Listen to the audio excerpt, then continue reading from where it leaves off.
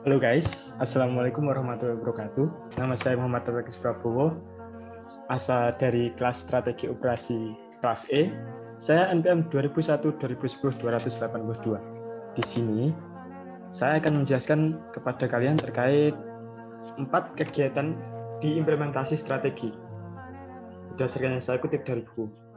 Ya, apa saja sih isinya 4 kegiatan di implementasi strategi? Yuk kita tanya.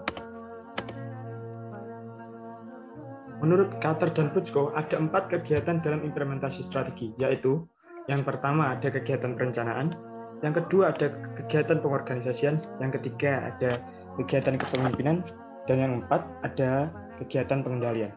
Dan masing-masing kegiatan ini memiliki penjelasan masing-masingnya, teman-teman. Yuk kita cari tahu.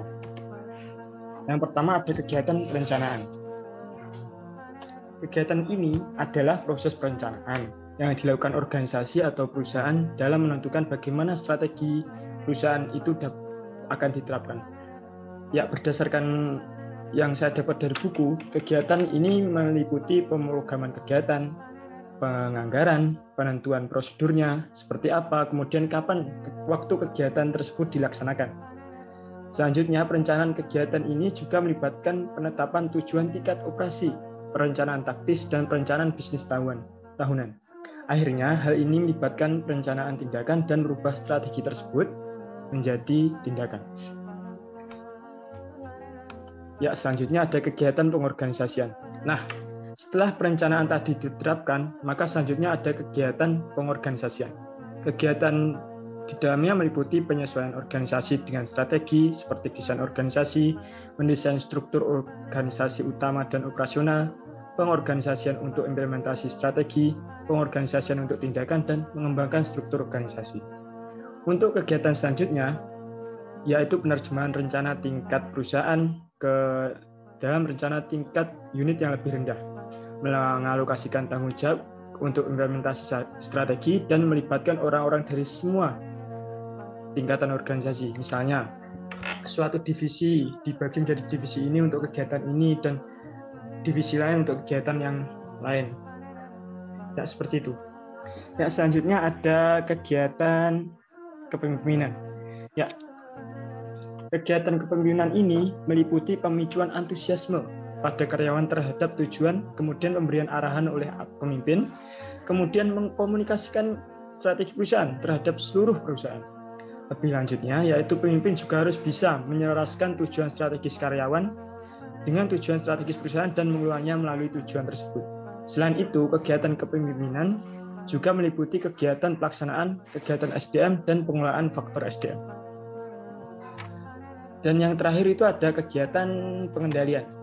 Setelah 3 aktivitas tadi, maka diperlukannya kegiatan pengendalian. Kegiatan pengendalian meliputi pengendalian implementasi strategi, monitoring, dan kontrol, kemudian menerapkan kontrol dan tindak lanjut melalui tindakan.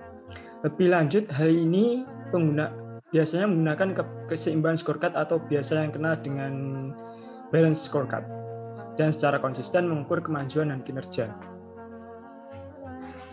Ya, selanjutnya yaitu contoh relevan dari kegiatan-kegiatan tadi ya. Dan saya mengutip dari jurnal yang saya dapat dari Google Scholar, yaitu penerapan planning, organizing, actuating, dan kontrol di UPTD Dikpora Kecamatan Jepara yang ditulis oleh Nurul Rizka Arumsari. Ya, penerapannya sebagai berikut guys. Ya, pada kegiatan perencanaan yang dilakukan pada UPTD Dikpora Kecamatan Jepara dimulai dari penentuan pelayanan yang prima dalam segala hal, peningkatan keterampilan dan kreativitas dalam bekerja, peningkatan kepekaan dan inovatif dalam setiap adanya pembaruan bidang pendidikan, meningkatkan peran serta masyarakat dalam pendidikan. Perencanaan tersebut dilaksanakan oleh seluruh anggota yang ada pada UPTD Dikpora Kecamatan Jepara. Dan masalah yang sering dihadapi dalam melakukan perencanaan ini adalah pada bagian peningkatan kepekaan dan inovatif dalam setiap adanya pembaruan bidang pendidikan. Kurikulum yang selalu dirubah oleh pemerintah mengakibatkan dilakukannya pembinaan kurikulum secara berulang-ulang di sekolah dasar. Untuk perencanaan lain mungkin tidak ada masalah, hanya pada capaian target yang belum sesuai dengan harapan. Dan selanjutnya adalah kegiatan pengorganisasian di UPTD Dipura Kecamatan Jepara. Pengorganisasian yang dilakukan pada UPTD Dipura Kecamatan Jepara dilaksanakan dengan melakukan pembagian tugas pada masing-masing bagian unit pelaksanaannya, diantaranya tenaga fungsional yang terdiri dari pengawas TK, SD, dan guru PAI, dan penilik, serta tenaga administrasi tata usaha. Pelaksanaan tugas yang dilakukan oleh tenaga fungsional meliputi pemberdayaan kepala sekolah dan tenaga pendidikan, sarana dan prasarana, serta teknis edukatif sekolah. Untuk pelaksanaan tugas yang dilakukan oleh tenaga administrasi tata usaha meliputi membantu mengoperatori dapodik, merekap laporan bulan TK atau SD, melaksanakan tugas kearsipan, ketatausahaan kantor dan persuratan umum, membuat SPT tahunan, verifikator keuangan, menangani cuti PNS, pensiun, kenaikan tingkat, dan SK berkala.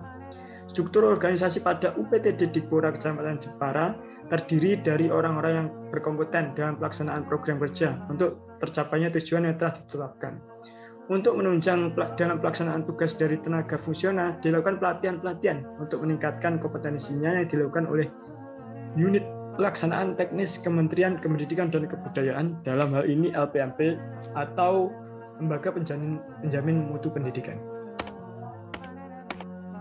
Nah, selanjutnya yaitu ada kegiatan kepemimpinan, guys. Pelaksanaan kegiatan perihal kurikulum TK, SD atau PAI, pengurusan sarana dan prasarana TK, SD, dan PAI dalam rangka proses belajar mengajar sudah dilakukan oleh masing-masing bagian unit yang ada pada UPTD Dipura Kecamatan Jepara. Untuk peningkatan kualitas pendidikan, terdapat sistem informasi untuk pendataan data pokok pendidikan dalam skala nasional. Sistem informasi tersebut dikelola oleh Departemen Pendidikan Nasional, dan untuk kelancaran penggunaan, masing-masing UPT Dinas Pendidikan, Pemuda dan Olahraga memiliki karyawan untuk mengoperasikan sistem tersebut.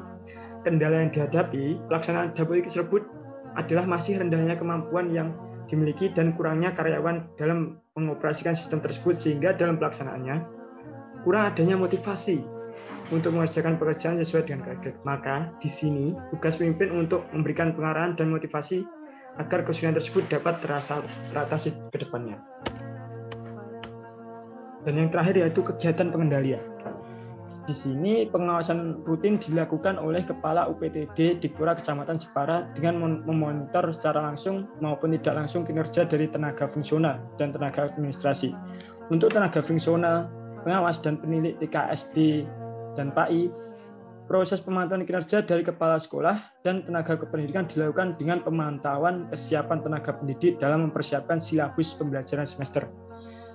Tingkat kehadiran tenaga pendidik, memantau pelaksanaan proses mengajar di kelas, melaksanakan kegiatan supervisi sekolah, dan kegiatan kelompok kerja guru setiap bulan.